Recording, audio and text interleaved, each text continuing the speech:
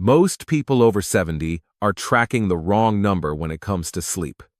They count the hours, 7 hours, 8 hours, sometimes 9, and they wonder why they still wake up exhausted, why their mind feels foggy by mid-morning, why their body aches even after a full night in bed. Here's what almost no one tells you, and what researchers at Harvard and the National Institute on Aging have confirmed. It's not just how long you sleep, it's when your body is biologically ready to sleep.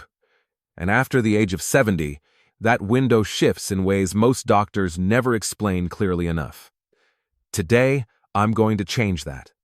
We're going to look at what happens inside your body after 70 that changes your sleep clock, what the research actually says about the ideal bedtime for older adults, and what 3 common evening habits might be quietly working against you every single night. Stay with me till the end, because the last section might be the most important one you watch this year. Before we get into it, I want to hear from you. Drop your first name and your age in the comments right now. Tell me, what time do you usually go to bed, and do you wake up feeling genuinely rested? I read every single comment, and your answer helps me create videos that speak directly to what you're going through. And if you haven't subscribed yet, please do that right now. We publish new senior health videos every week, and you don't want to miss what's coming. Why your sleep clock quietly shifts after 70. Let me ask you something. Do you ever notice that around 8:30 or 9 in the evening, your eyelids start to feel heavy? You're sitting in your favorite chair, the television is on, and suddenly everything in your body is saying, enough for today. But then you tell yourself it's too early, so you push through. You make another cup of tea, you scroll through your phone, and then an hour or 2 later, when you actually go to bed, sleep doesn't come as easily as it should. If that sounds familiar, I want you to understand something very important. You are not imagining it, and you are not just getting old. What's happening to you has a name, and it has a biological explanation. Inside your brain, specifically in a tiny region called the suprachiasmatic nucleus, or SCN, sits your body's master clock. This cluster of about 20,000 nerve cells is responsible for coordinating nearly every rhythm in your body. When you should feel alert, when you should feel sleepy, when your temperature should rise, when your hormones should shift. Research published in the journal Neuroscience and Biobehavioral Reviews has confirmed that the suprachiasmatic nucleus physically deteriorates as we age. The cells become fewer, their electrical signals become weaker and less coordinated. Your internal clock loses some of its precision, and it begins to run on an earlier schedule. Scientists call this an advanced circadian phase. What it means in plain language is this. The biological signals that once told your body to wind down at 10:30 or 11 p.m. now arrive closer to 8 o'clock or 8:30 p.m. Your body's programming has shifted forward by 1 to 3 hours, and no amount of willpower can override that shift permanently. Here's something even more striking. This isn't just about feeling sleepy earlier. The shift affects when your body releases melatonin, the hormone that initiates sleep preparation, and when it begins releasing cortisol, the hormone that prepares you for waking up. Studies from Brigham and Women's Hospital, affiliated with Harvard Medical School, have shown that older adults often experience melatonin release up to 90 minutes earlier than younger adults. Their cortisol rise in the morning also begins earlier. What this means is your body's entire biological schedule has shifted, and when you force it to follow a younger person's timetable night after night, something breaks down. I had a patient I'll call Walter, a retired 76-year-old pharmacist, who came to see me not because he couldn't sleep, but because he was sleeping terribly. 8 hours in bed, but waking up feeling like he'd barely rested. He told me he'd always been a night person, proud of it even. He and his wife used to stay up watching old films until midnight. When I asked him how he actually felt at 8:30 in the evening, he paused. Honestly, like I could fall asleep in the chair, he said, but I don't. That seems too early. I explained to Walter what I want to explain to you now. His body had changed. His clock had advanced. The body wasn't failing. It was giving him a new schedule. The exhaustion he felt every morning wasn't aging. It was a mismatch between his habits and his biology. Now that you understand why the clock shifts, Here's the question every older adult wants answered. What is the actual time you should be going to bed? Because doctors do have a specific window, and the research behind it is more compelling than most people expect. The bedtime window doctors actually recommend, let's be precise here, because vague advice doesn't help anyone. Based on multiple lines of research, including large-scale sleep studies published in journals like Sleep Health and JAMA Network Open, as well as clinical guidance from sleep specialists at the Mayo Clinic and Johns Hopkins, the consensus for adults over 70 points to a bedtime window of 9 to 10 p.m. Not because it sounds tidy, not because of tradition, but because of what happens inside your body during this specific window. Here's what most people don't know. Your deepest, most physically restorative sleep, the stage scientists call slow-wave sleep, or stage N3, occurs predominantly during the first half of your night. This is when your pituitary gland releases growth hormone, which repairs tissue, strengthens muscle, and supports immune function. This is when your blood pressure drops to its healthiest overnight levels, a phenomenon cardiologists call nocturnal dipping, and this is when your brain's glymphatic system, a waste clearance network discovered by neuroscientist Dr. Micah Nedergaard at the University of Rochester, becomes most active, flushing out toxic proteins that accumulate between brain cells throughout the day. One of those proteins is amyloid beta. Researchers have linked long-term amyloid beta buildup with Alzheimer's disease. Sleep isn't just rest. It is literally your brain washing itself clean. Now, here's why timing matters so much. If you go to bed at 11 p.m. when your melatonin has already been rising since 8:30, you've delayed the start of that deep sleep by more than 2 hours. You've narrowed the window where the most powerful biological repair happens. You may still sleep 7 or 8 hours, but the best hours, biologically speaking, are the ones you missed. Going to bed between 9 and 10 p.m. aligns your sleep with your body's actual biological schedule. You enter deep sleep during its most productive window. You allow blood pressure to dip at the right time. You give the glymphatic system its full opportunity to work. In one study involving over 600 adults aged 70 and older, participants who maintained a consistent bedtime between 9 and 10 p.m. reported significantly lower rates of nighttime waking, higher scores on daytime mental clarity tests, and better self-reported cardiovascular health compared to those who went to bed after 11 p.m., even when total sleep hours were similar. I remember speaking with a woman named Evelyn, 73, a retired schoolteacher, sharp as anyone I've ever met. She came to me frustrated. "I've always heard that what matters is how many hours you sleep," she said. "I get 8 hours. Why do I feel like I'm running on empty?" We looked at her sleep log. She was consistently falling asleep around 11:15 p.m. and waking around 7:30 a.m. Technically 8 hours, but her body's melatonin was peaking closer to 9 p.m. By the time she finally went to bed, that first deep sleep wave had been delayed significantly. We made one change. She began preparing for bed at 9 p.m. and aimed to be asleep by 9:30. She was skeptical. 6 weeks later, she called my office just to say, "I don't know what happened, but I feel like myself again." That's not a miracle. That's biology working the way it was always designed to work once you stop fighting it. If you're still watching and what I just shared about the 9 to 10 p.m. window made something click for you, type the number 2 in the comments right now. It tells me this is landing for you, and it helps this video reach more seniors who need to hear it. So now you know what happens inside the body when you sleep at the right time, but I want to go deeper, because the benefits of getting bedtime right after 70 go far beyond just feeling less tired in the morning. What we're really talking about is protecting the length and quality of your life. And the next section explains exactly how, what the right bedtime actually does to your body.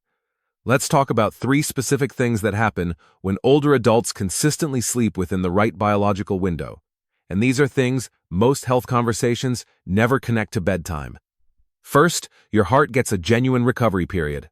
Cardiologists at the Cleveland Clinic have long emphasized that blood pressure doesn't remain flat while you sleep. In healthy older adults who go to bed at the right time, blood pressure naturally drops between 10 and 20% during the night, what doctors call a dipping pattern. This overnight drop gives the arterial walls a genuine rest from the constant pressure of circulation. But in adults who consistently go to bed late or whose sleep is fragmented from a misaligned schedule, this dipping pattern is interrupted or absent. The heart never fully decompresses. Over months and years, researchers have linked this non-dipping pattern to higher rates of left ventricular hypertrophy, a thickening of the heart wall, and elevated stroke risk. When you go to bed in sync with your circadian phase, you protect that dipping window. Your heart gets the recovery time it physiologically needs. It's one of the most underappreciated cardiovascular interventions available to any senior, and it costs nothing. Second, your brain builds memory and clears out what shouldn't be there. During deep slow-wave sleep, your hippocampus, the brain's memory center, consolidates the experiences and information from your day. It transfers important memories into long-term storage and discards what isn't needed. Simultaneously, the glymphatic channels I mentioned earlier open up to roughly 60% larger than they are when you're awake, allowing cerebrospinal fluid to flow between brain cells and wash out metabolic waste. Research from the National Institutes of Health has shown that even 1 or 2 nights of poor or mistimed sleep measurably increases amyloid beta levels in cerebrospinal fluid. 1 night. Now imagine what years of chronically delayed bedtimes do to that accumulation. This doesn't mean poor sleep timing directly causes Alzheimer's, but the relationship between sleep quality, sleep timing, and long-term brain health is one of the most active areas of research in neuroscience today. The evidence strongly suggests that protecting your deep sleep window is one of the most meaningful things you can do for your cognitive longevity. Third, your metabolic health stabilizes overnight. Many seniors are surprised to learn that the timing of sleep directly influences blood sugar regulation. During sleep, particularly deep sleep, the body's sensitivity to insulin improves, and glucose uptake into cells increases. The liver also reduces its overnight glucose output, helping to keep fasting blood sugar levels in a healthy range. Studies published in Diabetes Care have shown that circadian misalignment, going to bed at the wrong time for your biological clock, disrupts this overnight glucose regulation even when total sleep hours remain the same.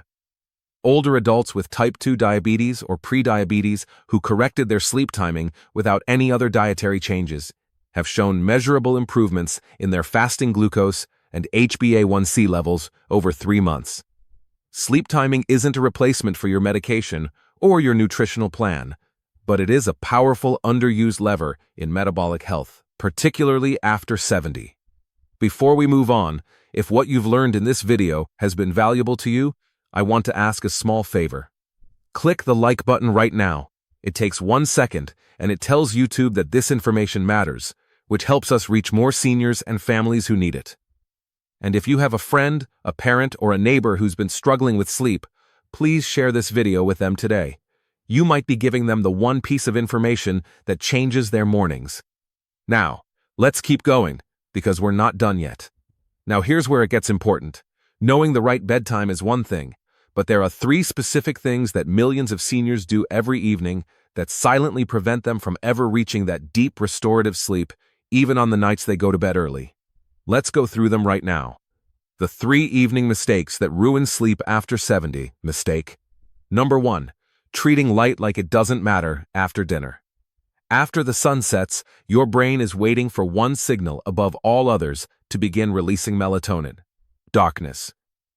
The problem is that most modern homes are flooded with bright overhead lighting in the evening hours, and that light, particularly blue spectrum light from LED bulbs, televisions, tablets, and smartphones, directly suppresses melatonin production. Research from Harvard's Division of Sleep Medicine has found that exposure to blue light in the evening can delay melatonin release by up to 3 hours. For a younger adult, that might mean feeling alert until midnight. For a 70-year-old whose body is already trying to release melatonin at 8:30 p.m., bright evening light can override that signal entirely. The fix is simpler than you might think. Around 7:30 or 8 p.m., begin dimming the lights in your home. Switch off overhead fixtures and use warmer, lower wattage lamps. If you watch television in the evening, try reducing screen brightness. These small environmental changes work with your biology instead of against it. Mistake number 2. Eating a heavy or late evening meal. This one surprises people because the connection between digestion and sleep quality isn't obvious. But here's what happens.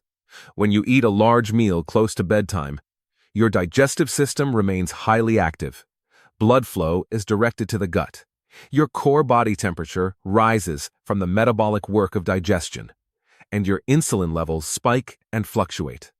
Your body cannot efficiently prepare for deep sleep while simultaneously processing a significant meal. The result is that even if you fall asleep, you spend more time in lighter sleep stages and less time in the slow-wave deep sleep that actually restores you. Research consistently recommends finishing your last substantial meal at least 2 to 3 hours before your target bedtime. For seniors aiming to be asleep by 9:30 p.m., that means finishing dinner by 7 p.m. at the latest. If hunger strikes later, a small, easy-to-digest snack, a few whole grain crackers, a small amount of yogurt, is far less disruptive than a full meal. Mistake number 3, watching emotionally stimulating content right before bed. This is perhaps the most widespread evening mistake of all, and it's one that almost no one connects to their sleep problems. When you watch a tense news broadcast, a suspenseful crime drama, or scroll through emotionally charged social media content before bed, your brain doesn't simply turn it off when you close your eyes. The amygdala, your brain's emotional alarm system, remains activated. Stress hormones, including cortisol and adrenaline, remain elevated. Your nervous system stays in a mild alert state that is biologically incompatible with entering deep sleep. A 2021 study in the journal Sleep Medicine Reviews found that emotional arousal in the 60 minutes before sleep significantly reduced slow-wave sleep duration in adults over 65, even when they appeared to fall asleep normally.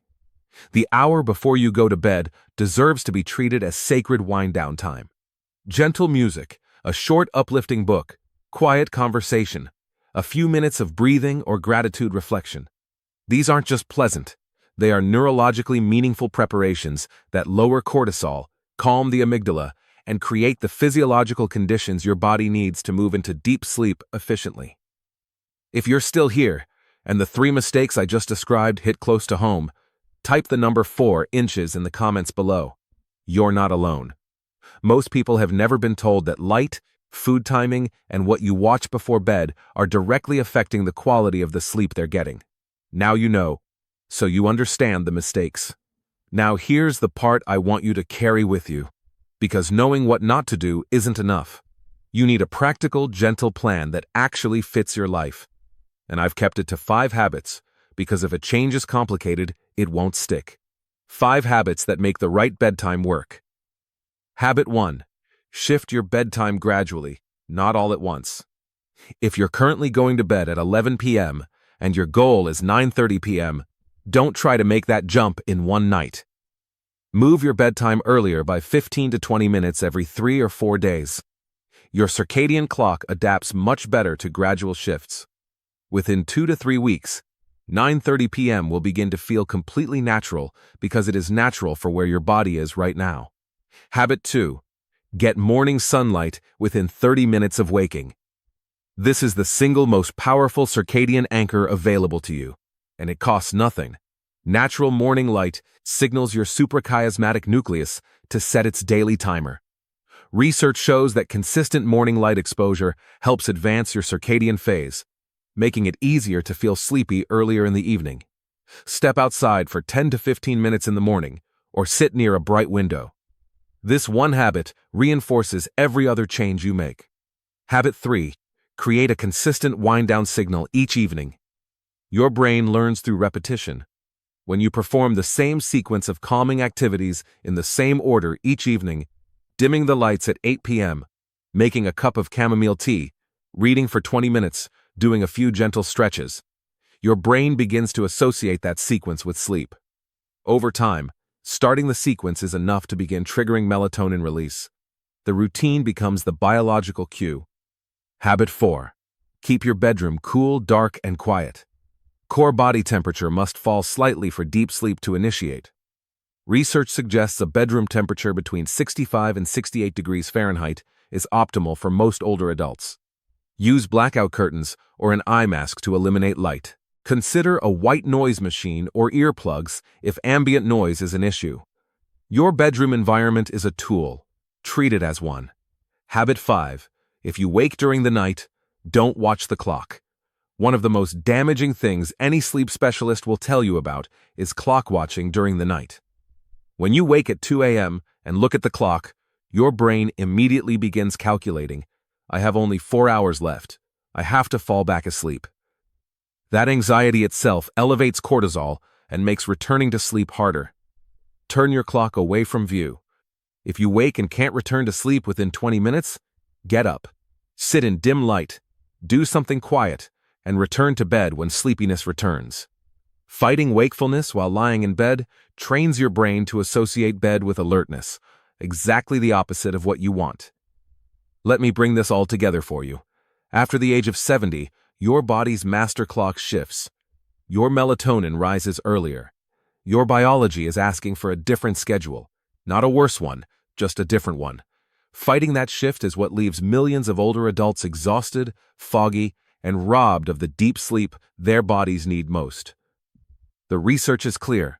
A consistent bedtime between 9 and 10 p.m., combined with morning light, a wind-down routine, a cooler bedroom, and the 3 evening mistakes we discussed, gives your heart, your brain, and your metabolism the overnight recovery window they are biologically designed to receive. This isn't about going to bed early because you're old. This is about going to bed on time for the extraordinary, complex, still-working body you have right now. Now, here's what I want to leave you with. We talked today about when to sleep, but there's another question that matters just as much, and most seniors have never been told the answer. What you do in the morning after good sleep is just as important as the sleep itself. The morning habits that lock in your circadian rhythm, extend the benefits of deep sleep, and protect your brain through the rest of the day. That's what we're covering in the next video. So if you don't want to miss it, subscribe right now and hit the notification bell. That way you'll be the first to know when it goes live. And if this video gave you something valuable today, please hit the like button, leave a comment, and share this with someone you love. Because better sleep after 70 isn't a wish, it's a decision, and it can start tonight.